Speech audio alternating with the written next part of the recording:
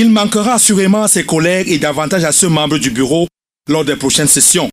Le deuxième vice-président du Sénat, Ntif Fortabe Tando Njepso, range définitivement son écharpe tricolore à 76 ans sonnés. Le natif de Bachuntaï, dans le département de la Magno, région du Sud-Ouest, s'en va sans voir émerger le visage du vice-président de la République. Membre éminent du Rassemblement démocratique du peuple camerounais, il était sénateur du Sud-Ouest depuis l'avènement du Sénat en 2013 et président du groupe parlementaire du Rassemblement démocratique du peuple camerounais au Sénat. Cet éminent avocat présidait aussi la commission des lois constitutionnelles de la Chambre haute, contribuant ainsi à l'élaboration des textes importants du Cameroun, à l'instant, on s'en souvient il y a quelques jours, la modification de la Constitution.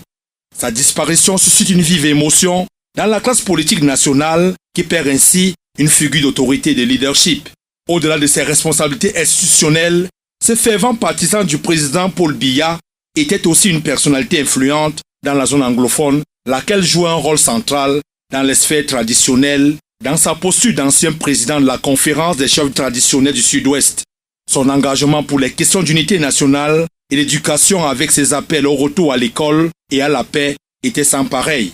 Né le 29 octobre 1950, le fondateur et président exécutif d'Oroy Limited, société active dans le secteur pétrolier, en deuil doublement la Chambre haute du Parlement au lendemain du décès de Marcel Nadi Fendji, tout premier président du Sénat camerounais.